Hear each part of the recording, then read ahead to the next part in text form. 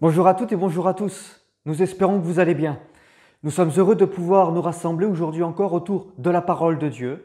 Et c'est Jean-Marc qui, pour nous, va ouvrir la Bible et nous apporter le bon conseil de Dieu. Que Dieu le bénisse et que Dieu vous bénisse.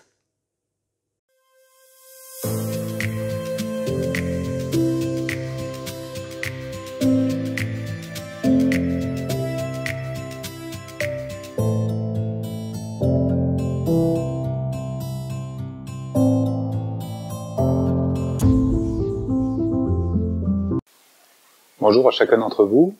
À mon tour donc de vous parler par écran interposé. Ce n'est pas un exercice facile, mais je le fais d'autant plus volontiers que j'apprécie tout comme vous le travail qui est fait pour que nous puissions garder le lien malgré les circonstances. Remarquez que la distance a toujours été un problème. Rappelez-vous l'apôtre Paul, quand il était sur la route de Jérusalem, il exprimait son désir d'être à Rome. Et quand il était en Asie, il aurait voulu être à Corinthe pour les chrétiens, et aussi à Tars pour sa famille. Il voulait être auprès de tous, mais il a souvent été empêché, ralenti, par les naufrages, par la prison. Il a donc écrit, et au fond c'est tant mieux, car ses lettres sont allées bien au-delà de leur destinataire. Alors je me plais à croire que tous les messages postés aujourd'hui par nos pasteurs dépasseront eux aussi leur destinataire pour aller toucher d'autres cœurs, d'autres personnes désireuses elles aussi de mieux connaître leur Créateur. Pour aujourd'hui, je vous propose de réfléchir un moment à ce que l'on pourrait appeler les bienfaits de la foi. Nous sommes libres, vous le savez, de croire, de ne pas croire, simplement parce que Dieu l'a voulu ainsi. Il ne s'impose pas à nos vies. Il se tient dehors et il frappe à la porte.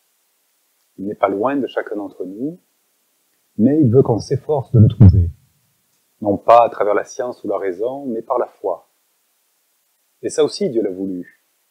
Jésus, un jour, a loué Dieu d'avoir caché les choses d'en haut à la sagesse et à l'intelligence pour les révéler à ceux qui ont un cœur d'enfant. Pourquoi? Eh bien, parce que, d'abord, c'est une immense justice qui place tous les hommes sur un plan d'égalité. La foi du charbonnier vaut bien celle du savant. Et puis, certainement, parce que Dieu ne veut pas nouer avec nous une relation intellectuelle, mais plutôt une relation basée sur l'amour et la confiance. Si Dieu vient vers nous comme un père avec son fils, c'est bien pour nous entraîner dans la relation qu'un enfant peut avoir avec son père. Alors voilà, une fois franchi ce pas de la foi, quel changement dans nos vies? Quel est au fond l'intérêt de connaître Dieu, de marcher dans ses voies? Y a-t-il une différence, comme dit la Bible, entre celui qui sert Dieu et celui qui ne le sert pas? En un mot, quels sont les bienfaits de la foi? Ces bienfaits, on en trouve une liste assez complète dans un texte de l'Ancien Testament. C'est une parole que Dieu adresse à Moïse dans le livre des Nombres, au chapitre 6. Bien sûr, cela concerne le peuple d'Israël, mais vous le savez, à travers ce peuple, c'est de nous qu'il est question. Le chapitre 6 parle de l'engagement qu'un homme peut prendre envers Dieu, mais tout à la fin du chapitre, on y trouve l'engagement que Dieu, lui, prend envers ceux qui se confient en lui. Verset 22, l'Éternel parla à Moïse et dit, « Parle à Aaron et à ses fils, et dit, « Vous bénirez ainsi les enfants d'Israël. Vous leur direz que l'Éternel te bénisse et qu'il te garde. Que l'Éternel fasse luire sa face sur toi et qu'il t'accorde sa grâce. Que l'Éternel tourne sa face vers toi et qu'il te donne la paix. C'est ainsi qu'ils mettront mon nom sur les enfants d'Israël et je les bénirai. » Voilà, tout un programme résumé là en 5 mots. Que l'Éternel te bénisse. Bénir, c'est dire du bien, à l'inverse de maudire, dire du mal.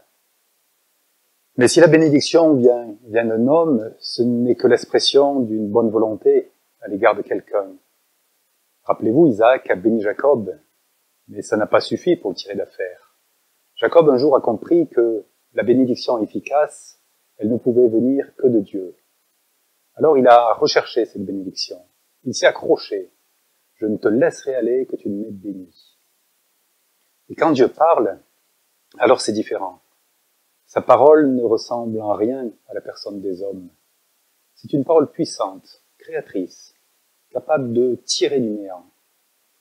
Et même quand cette parole nous semble impérative, tu ne tueras pas, tu ne convoiteras pas. Quand Dieu dit à son peuple, j'ordonne que tu sois puissant, ou quand Jésus dit aux lépreux, sois pur, aux paralytiques, lève-toi. Eh bien, cette parole n'est jamais pour nous un commandement intenable, car elle ne fait pas appel à nos capacités, mais elle fait appel à notre foi simplement. C'est là la promesse d'un Dieu capable de changer pour nous les circonstances et les événements. Un Dieu qui va faire en sorte que sa parole se réalise, car la parole de Dieu, elle porte en elle ce qu'elle annonce. C'est cette bénédiction-là qui enrichit et qui n'est suivie d'aucun chagrin. Que l'Éternel te bénisse et qu'il te garde. Nous avons besoin d'être gardés. C'est même une des premières promesses que nous trouvons dans la Bible. Et elle n'a pas été donnée à un homme qui le méritait. Elle a été donnée à Caïn. Caïn, après son crime, s'est senti vulnérable. Il a pris conscience de sa nature mauvaise.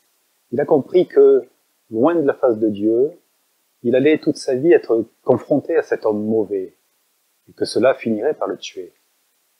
Mais Dieu a mis sur lui un signe pour que les conséquences de son geste lui soient épargnées. Le péché nous éloigne de Dieu, c'est vrai. Il nous éloigne aussi les uns des autres, et même il nous rend captifs de nos craintes. L'auteur des Hébreux parle de ceux qui, par crainte de la mort, étaient retenus toute leur vie dans la servitude. Jacob, lui aussi, dans sa fuite, a eu peur. Il a trahi son frère, il a trahi son père. Dieu dit l'avoir trouvé dans une solitude aux effroyables hurlements. Mais une nuit, dans son sommeil, Jacob a perçu ce lien invisible qui nous relie à Dieu. Et ce n'était pas un bout de ficelle, mais une connexion solide qui fonctionne à double sens, à l'image de cette échelle sur laquelle des anges descendaient de Dieu vers Jacob et remontaient de Jacob à Dieu. Ce lien, il est bien réel dans nos vies, mais il n'est pas toujours visible. Ceux d'entre vous qui ont eu l'occasion de gravir quelques sommets dans les Alpes avec un guide savent bien qu'à la montée, le guide est devant. Alors on voit la corde qui nous relie à lui, on suit ses traces, c'est rassurant. Mais en alpinisme, il y a quelque chose de plus dur que la montée, c'est la descente. Et là, le guide n'est plus devant, il est derrière, pour prévenir une chute. Lui nous voit, mais nous, on ne voit ni le guide, ni la corde, ni les traces. On est seul au monde. Enfin, on croit l'être, comme Jacob. Dieu dit à Jacob, « Voici, je suis avec toi, je te garderai partout où tu iras, et je te ramènerai dans ce pays, car je ne t'abandonnerai point. » Partir dans la vie, avec une promesse aussi solide de la part de Dieu, ça change tout. La vie reste une aventure, mais pas une mésaventure. Dieu est avec nous, et notre Dieu nous saura bien nous ramener dans le pays de notre enfance.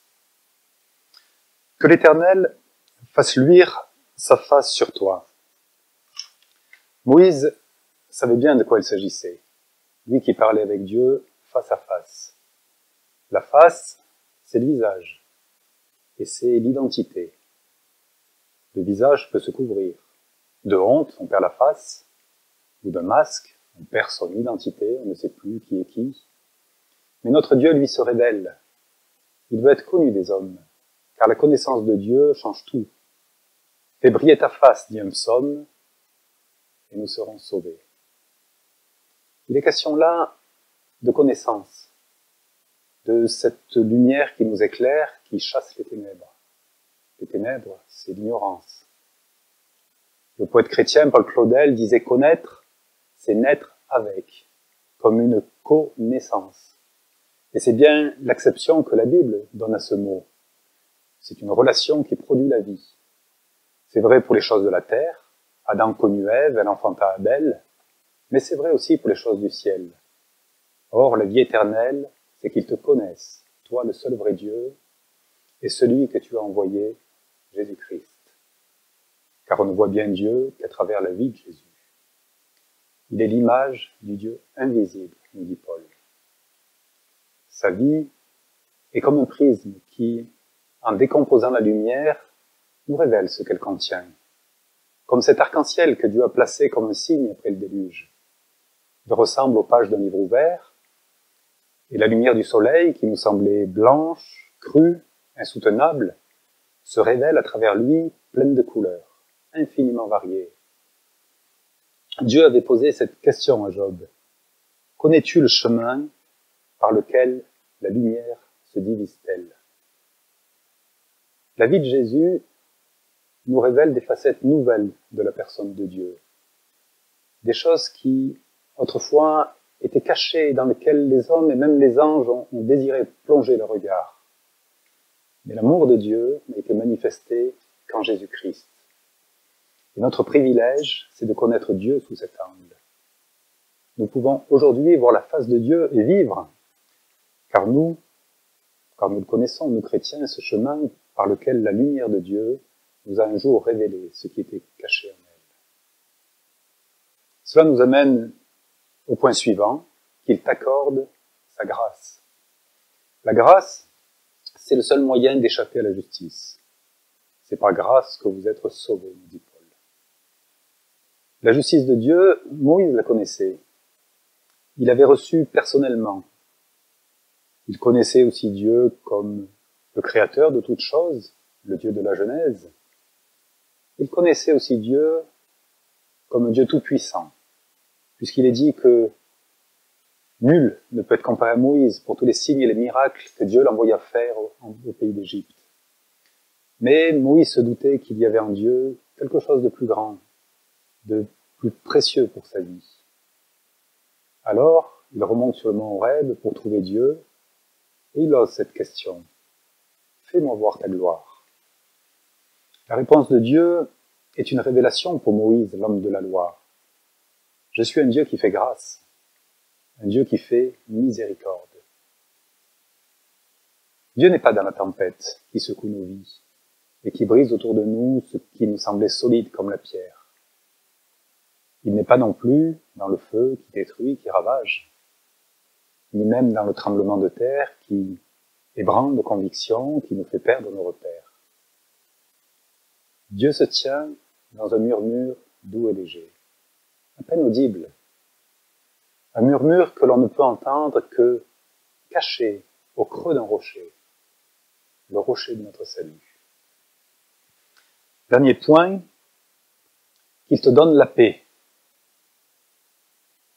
Si la grâce de Dieu nous permet d'être réconciliés avec notre Créateur et nous donne une espérance éternelle, sa paix, elle, est essentielle pour notre marche ici-bas. David disait « Je me couche et je m'endors ». Vous allez me dire, c'est commun. Seulement voilà, ce psaume a un titre qui nous dit « Psaume de David » parce qu'il fuyait devant son fils Absalom. Son fils voulait le tuer. Alors la paix de David n'avait rien de naturel. C'est une paix qui dépasse toute intelligence. Elle ne vient que de Dieu. Je me couche, je m'endors en paix, car toi seul, ô Éternel, tu me donnes la sécurité dans ma demeure.